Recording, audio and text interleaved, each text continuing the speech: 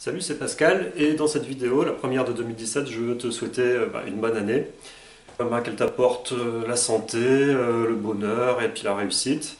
Et surtout la réussite dans le pop-up, donc des belles découvertes en termes de livres, des réalisations et surtout des apprentissages parce que quand même le but de l'art du pop-up c'est vous apprendre, c'est apprendre des techniques pour faire du pop-up.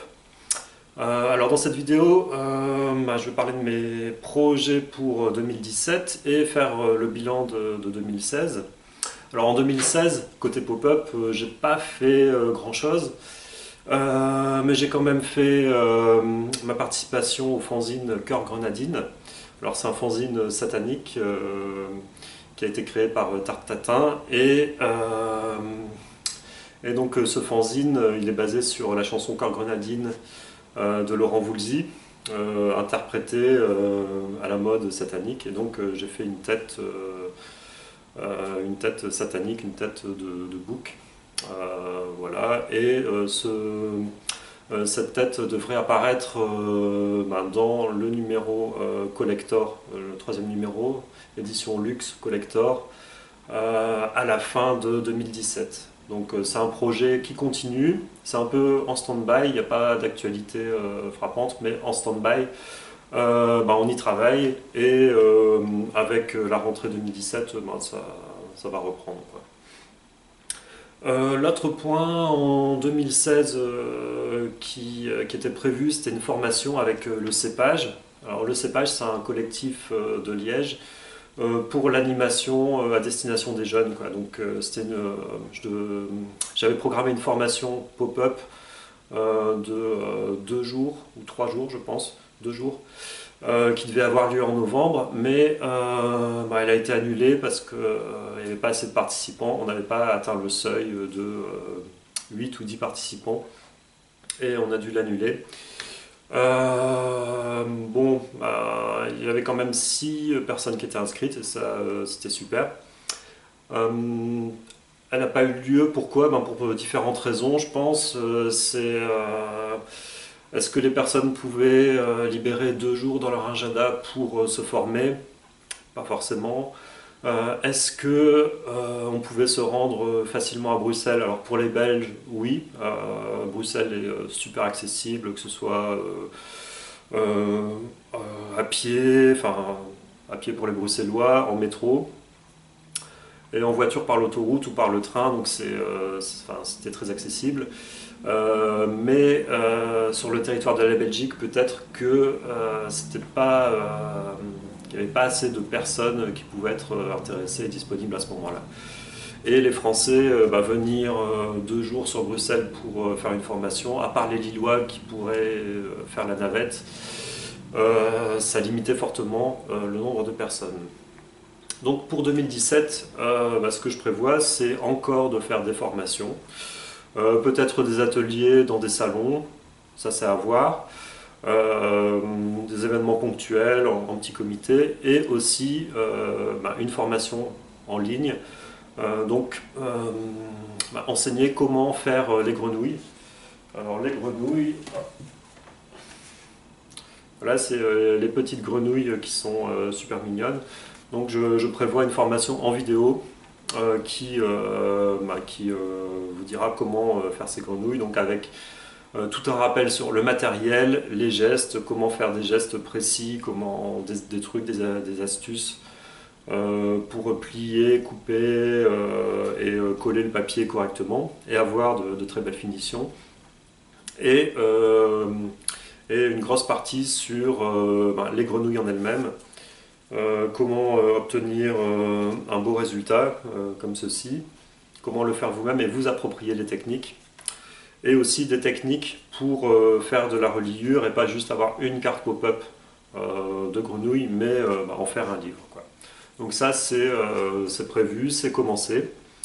Il y a une partie des modules qui ont été tournés et si vous voulez vous préinscrire à cette formation et être tenu au courant de l'avancée, et aussi profiter d'un tarif préférentiel lors de son lancement, inscrivez-vous à la newsletter de formation qui est en lien en dessous de la vidéo.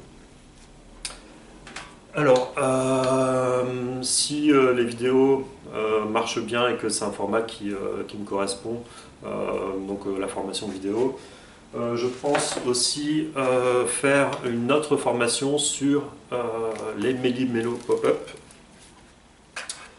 J'avais fait un tutoriel d'une dizaine de minutes l'année dernière qui avait vraiment très très bien marché. Euh, où j'expliquais les grandes lignes pour faire des Méli-Mélo en pop-up. Et je pense approfondir ça dans une formation en vidéo toujours. Avec cette fois-ci donc suivre le plan qui avait été présenté dans ce tutoriel, mais cette fois-ci aborder aussi très concrètement comment faire spécifiquement pour avoir un Méli-Mélo. Quelles sont les techniques pop-up les plus adaptées et comment les mettre en œuvre pour que ça marche bien. Donc ça c'est l'autre projet. Pareil, hein, si vous êtes intéressé, inscrivez-vous à la newsletter de formation qui est en lien en dessous de cette vidéo. Et vous pouvez aussi vous inscrire sur Facebook, suivre la page L'Art du Pop-up pour être tenu au courant de l'avancée des projets et profiter aussi de tarifs préférentiels quand ça sortira. Alors,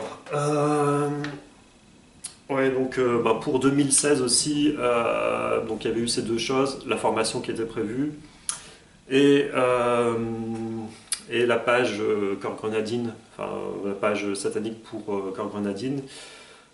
J'ai pas fait beaucoup de choses, c'est vrai. En fait, je pense que je suis un peu comme tout le monde en France, en Belgique, j'étais un peu cassé par l'actualité, les attentats. Il y a une bombe qui a pété ici à 4 stations de métro, à vol d'oiseau, c'est 2 km. Et aussi à l'aéroport à une dizaine de kilomètres. Ça a joué sur le moral et ça a bien calmé, quoi. J'espère que 2017 sera meilleur de ce côté-là et que qu'on aura moins de soucis de ce côté-là, voire pas de soucis du tout, et que ça va se calmer et que le monde va redevenir un peu plus normal et tourner un peu plus rond de ce côté-là, quoi. Alors mes autres projets pour 2017, en dehors de cette formation en ligne et de continuer à apprendre à faire du pop-up, c'est aller un peu plus loin que le pop-up et aller dans des domaines un peu liés à ça, annexes, notamment l'impression. Alors, en 2016, en septembre, je suis allé avec le collectif Pili Pili au salon Microscopie organisé par le collectif Pignata. Coucou Madeleine et le collectif. C'était vraiment un salon qui était super bien organisé, très pro. C'était dans une auberge de jeunesse à Lille. Donc c'était sympa de revoir Lille, de revoir les copains et les copines de Lille et de passer une nuit là-bas et de faire la fête. Et j'ai fait plein de je me suis fait plein de contacts là-bas. Et j'ai découvert le travail de Tetra Édition. Tetra Édition, c'est comme Tetra Pak. C'est Mathilde Payen, notamment, qui tient ce projet. Coucou Mathilde. Et donc, c'est de l'impression sur Tetra Pak. Donc, on coupe une brique de lait. Et sur le côté qui est brillant en aluminium, on grave avec une pointe un dessin. Et ensuite, on peut l'imprimer. Et donc ça donne ceci, donc un joli flamant rose, quoi. Ce que j'aime bien dans cette impression artisanale, c'est le côté artisanal, on le fait soi-même, et le rendu, quoi. Ça a un grain qui est vraiment super, c'est top, quoi. Et j'en ai profité pour acheter le jeu de tarot Oracle Cosmique, où c'est aussi des illustrations qui sont faites sur Tetra Pak avec un rendu comme ceci. On va l'ouvrir. Et c'est très beau, quoi. Voilà la tempérance ici. Le roi des rats. Donc c'est un jeu de tarot qui a été fait avec un illustrateur par page, avec cette technique, donc gravure sur Tetra Pak et impression comme de la gravure, quoi, donc avec de l'encre sous une presse qui tourne. Et bah, ce côté ce côté artisanal fait soi-même donne un grain qui est super. Et bah, de mon côté, je suis pas équipé pour faire ça dans mon appartement. Bon, je pourrais, mais faudrait que je pousse un peu les murs, quoi. Donc, je vais pas faire ça. Par contre, j'ai trouvé une autre technique d'impression à la gélatine. Alors l'impression à la gélatine, on trouve des informations dessus. C'est Gellyprint ou Ectograph. Je mettrai les références en dessous de la vidéo. Ça consiste en quoi? Ça consiste à faire un mélange de gélatine et de glycérine. On met ça dans un plateau, donc le fond comme ça. Et sur notre feuille de papier, on dessine au bic ou au feutre. Donc on fait notre dessin comme ça, à l'endroit, normal. Et une fois que la gélatine a bien prise, donc on la met au frigo une nuit et voilà, donc on a un plateau de gélatine bien plat. On pose notre dessin dessus. Ça absorbe l'encre. On enlève le dessin et ensuite on peut copier ce dessin sur notre papier blanc, quoi. Donc, on le met comme ça et on peut en copier une vingtaine jusqu'à 50 si on remet un peu d'encre et qu'on remet le dessin original. Et ça a un rendu qui est artisanal, que j'aime bien, donc c'est avec tout ce qui est côté fanzine. Ça c'est un projet pour cette année, quoi. Donc l'impression à la gélatine pour faire des pop-up un peu différents. Actuellement mes livres sont assez minimalistes. Alors minimaliste dans la technique et dans le graphisme, et je me concentre plus sur de la découpe ou sur le concept. Et ce que j'aimerais, c'est ajouter du graphisme dans le dessin avec un grain, donc par cette technique d'impression. Voilà. Donc ça c'est l'autre projet pour 2017. Un autre projet de fond aussi, c'est trier et ranger mes affaires de pop-up. Donc pour ce qui est matériel, avec les projets qui s'accumulent depuis 5-6 ans, j'ai 2 caissons dans un meuble qui sont pleins de matériel.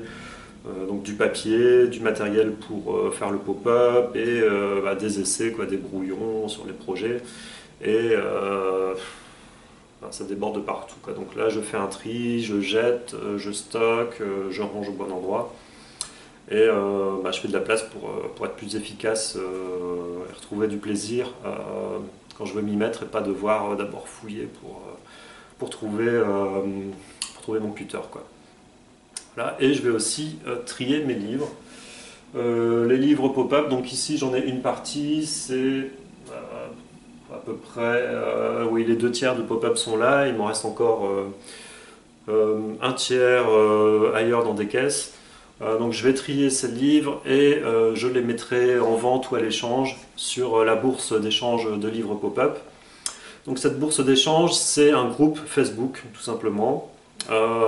Sur Facebook, cherchez bourse d'échange de livres pop-up et vous pouvez vous inscrire pour échanger et acheter des livres pop-up. Alors je vous invite à le faire si vous avez des livres à échanger et si vous cherchez des livres. Pour l'instant, on est 40 à 50 inscrits.